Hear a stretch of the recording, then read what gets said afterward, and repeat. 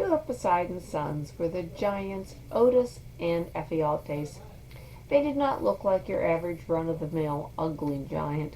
Homer described them as being straight of back, noble of bearing, and handsome of face. Virgil only references their mad ambition. With youthful rashness they decided that they would prove that they were superior to the gods. They captured the god of war himself, Ares. They bound him with chains and locked him away safely. The Olympians were reluctant to use force to rescue him, so they sent the ever-resourceful Hermes to save Ares. Covered by the dark of night, Hermes successfully freed Ares. But this rescue did not dismay the arrogant duo. They boldly declared then that they, with their great strength, would do as their ancestors had done.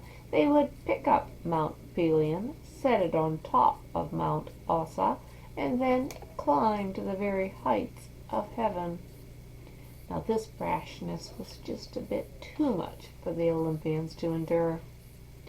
Zeus fired up his thunderbolt as the brothers got ready to move mountains.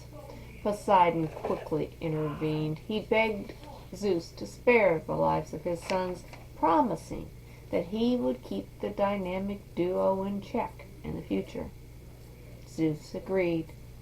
They ceased their war against the Olympians, and Poseidon started to feel kind of comfortable with the situation. But what Poseidon didn't realize was that the troublesome twins had another project in mind. Otus thought it would be a great deal of fun to kidnap Hera. Ephialtes decided he wanted Artemis. They drew lots to decide which would be kidnapped first, and Ephialtes was the winner. They sought out Artemis. Finally they found her on the seashore, heading to the sea. She had heard of their plot, and she had decided on their punishment. Since they were the sons of Poseidon, they could walk on the water just as easily as she could. She led them across the sea to the beautiful wooded island of Naxos. Just as they made a grab for her, she disappeared, and in her place they saw a beautiful white deer spring into the woods. Having a short attention span, the brothers forgot all about Artemis and went after the deer. They pursued the beautiful deer into the woods and quickly lost track of her because the woods were so thick. They decided to split up to double their chances at finding the deer. As they searched, at the exact same moment, each saw the deer standing in an open glade, but neither saw that just behind the deer in the woods was their brother.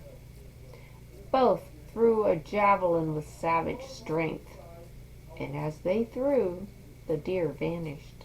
Before they could realize what had happened, the brothers both fell down dead, struck down by each other and the vengeance of Artemis.